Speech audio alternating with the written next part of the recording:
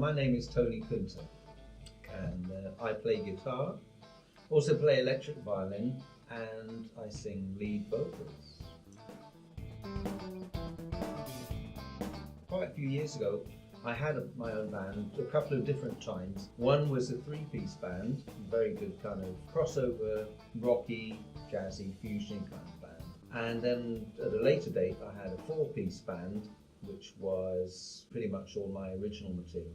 But the concept for this band kind of harks back a little bit to that three-piece band. I've always liked the idea of a three-piece lineup, different ones, like way back to Hendrix, Cream, people like that. But with the idea for this band, it was doing tunes, covering some certain kind of tunes, which had quite big arrangements. And I always used to think, I still want to play that tune, how do you pull that off with three people?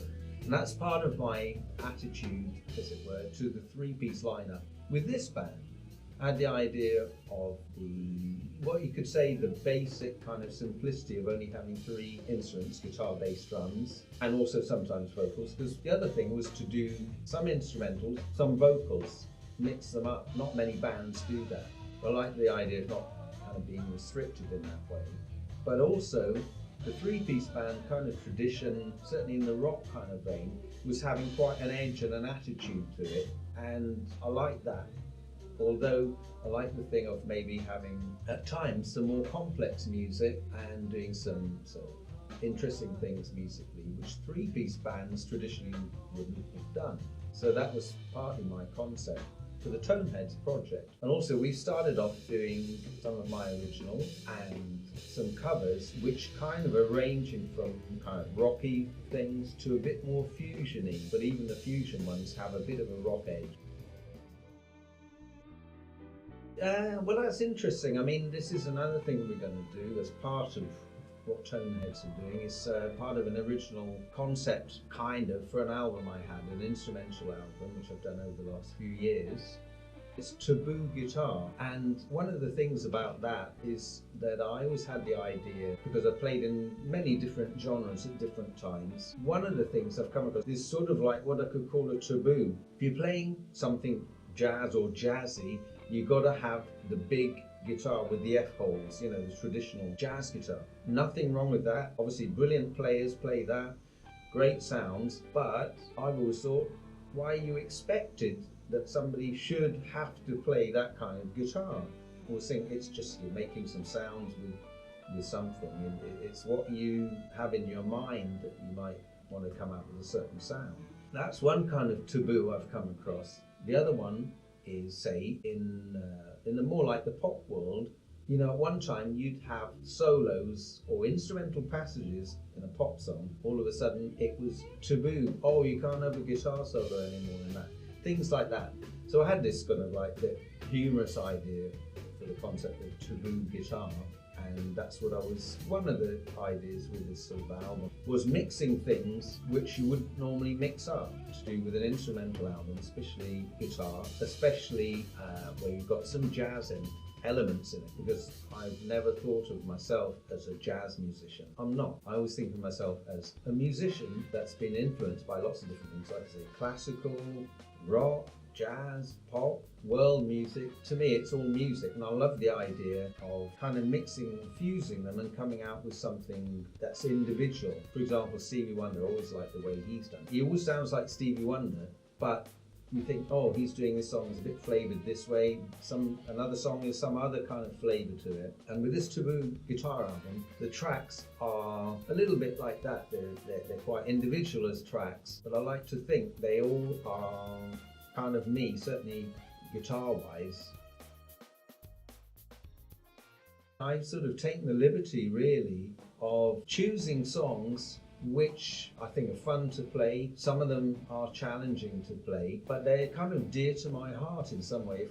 Or one idea that I didn't want to do was just think of do this, do that, for kind of commercial reason, in the way of just to please people so you can make more likely to make money or do, something like that. I've done it from the heart, even if it's covered in other songs. It's something that means something to me, and it's got some emotion in there that really clicks with me. And some of these tunes I've been influenced by, or my favourites, harking back to the more difficult ones, to the great days of rock jazz fusion, I call it, where it was not really rock, not really jazz, great compositions, and the people were great playing, they were really going for it, and it sounded like something's happening, if you know what I mean. It's not just going through the motions. Well, I'm hoping everybody that loves good music, whatever that means, quality music I suppose you could call it, but it's got an attitude of coming from the emotion, the performance and all of that. And I think I've never been about the idea of, say, technique for its own sake or something like that. Having said that, I like some great playing that is, you could say, was quite, challenging technically, but it doesn't mean it's challenging to listen to if it's performed in the right way, or you're doing something that originally was kind of composed from the heart. And I think that's the essence of it.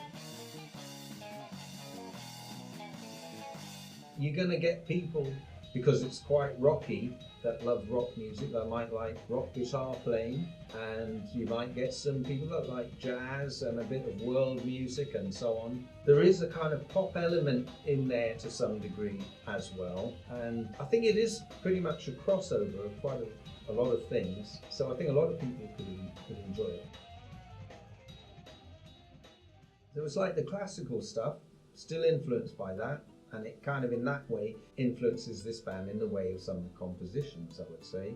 Then the rock stuff, the Hendrixes, loads of other people, I could be here for hours. Then it was influenced by people like Django Reinhardt, Wes Montgomery, the more jazzy things. Then the fusion bands like Weather Report, Mahavishnu Orchestra, and lots of others, the more properly jazz people like John Coltrane, Herbie Hancock, Wayne Shorter. Later, more prog rock like Genesis and all that. The rock bands like Deep Purple, and I suppose you could say more recently, with especially with guitar playing, the kind of rock fusion players like Joe Satriani, but always been influenced by a lot of pop things as well. Well, first of all, the name of the band is Toneheadz, which is sort of a bit of a play on my name, Tony, Toneheadz. Also the idea of tone is kind of a musical thing in there. I knew that I was going to be doing some quite challenging music and interesting music, and I always remember Jimi Hendrix's quote where he came over to the UK and he started the Jimi Hendrix Experience, and there's some quote on his first album about him choosing the best musicians he could find, creating his own personal sound, his own universe or something like that. Well, I had this idea a bit along those lines, so I knew that I'd have to have some really good musicians. So I've been very, very fortunate to have two great musicians, great people, brilliant to work with, and we are friends as well, and we really, you know what I mean, we really get on. I think that's important to create really nice music. So on bass there is Chaz Maguire, great bass player, and also sings really well, and on drums is Roger Batten, first-rate drummer. Yeah, they're both great players, great guys. Toneheadz is a very unusual band, three-piece band that performs like a rock band but plays at times some very interesting instrumentals and vocal tunes that are hard-hitting, very emotional, and takes you on a ride somewhere.